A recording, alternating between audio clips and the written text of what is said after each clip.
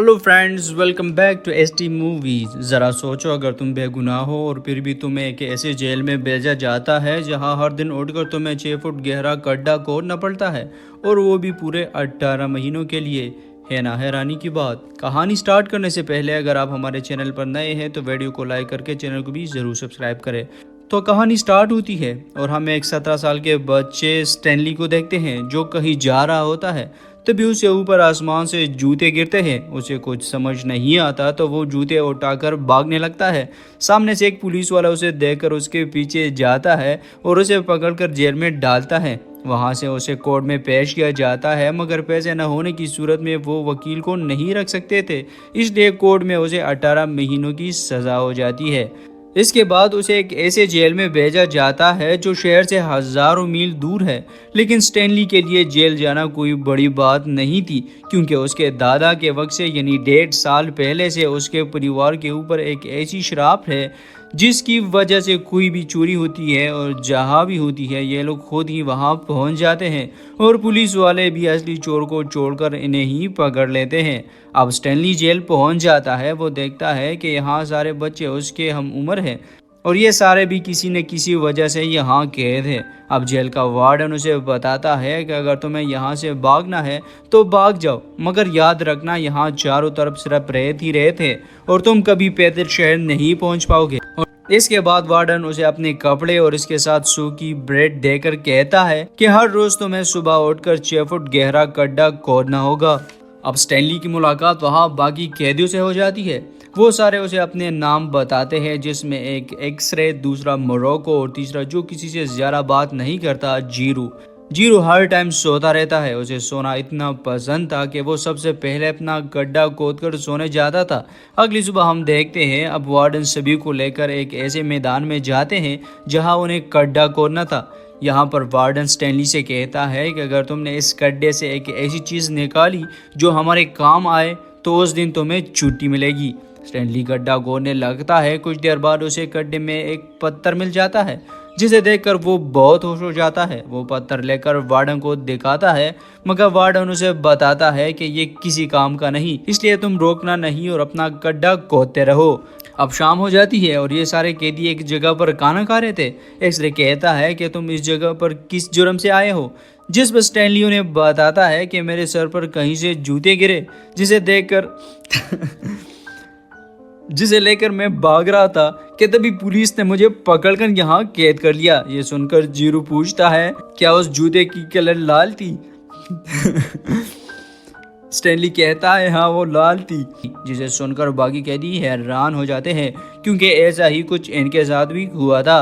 अगले दिन फिर से ये लोग उस जगह पर काम के लिए जाते हैं और अपना अपना गड्ढा खोदने लगते हैं। एक्सरे देखता है कि स्टैनली को कुछ मिला है गड्ढे में से। वो स्टैनली के पास जाता है और उससे वो चीज़ लेकर खुद ही वहाँ खड़े एक वार्डन को दे देता है। वार्डन वो चीज़ लेकर एक लेडी को कॉल करता है जो इन सब से खुदाई करा रही थी। जब वो आती है वो देखती है उस चीज़ पर केबी लिखा है। अब वो पूछती है ये कहाँ से मिला। एक्सरे बताता है कि ये मेरे गड्ढे में से निकला, जिस पर वो एक्सरे को एक हफ्ते के लिए छुट्टी दे देती है और इसी के साथ कहती है कि इस आदमी को एक हफ्ते के लिए बेस्ट खाने भी दे दो। जिसे देखकर स्टैनली को काफ़ी गुस्सा आता है, लेकिन वो कुछ भी नहीं कर सकता था। इसके बाद वो लेडी वहाँ के आसपास एक बड़ा गड्ढा खोदवाती है।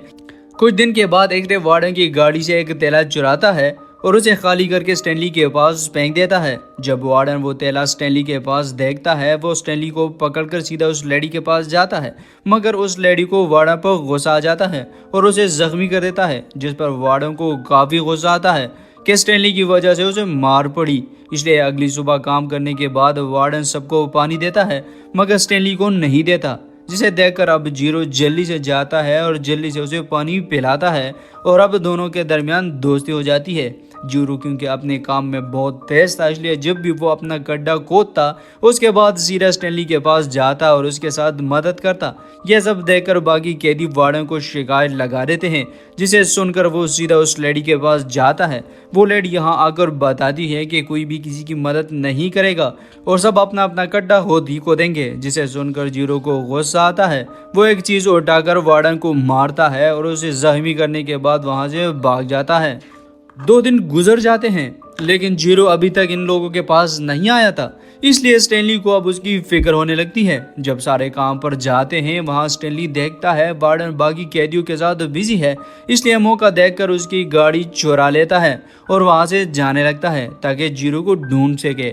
मगर हर तरफ गड्ढे होने की वजह से गाड़ी के साथ एक गड्ढे में गिर जाता है और वार्डन के पहुंचने से पहले वहां से निकलकर भाग जाता है। वो जीरो को हर तरफ ढूंढने लगता है और काफी ढूंढने के बाद उसे जीरो मिल भी जाता है, जो एक जगह पर गड्ढा खोदकर उसमें सो रहा था।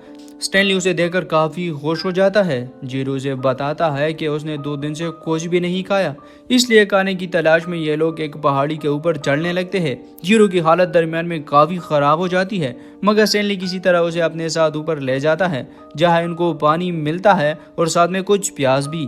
प्याज और पानी पीने के बाद अब इन दोनों की भूख और प्यास खत्म हो चुकी थी, इसलिए स्टैनली उसे गड्ढे की तरफ वापस जाने के लिए कहता है, जिस पर जीरो वापस जाने से मना करता है।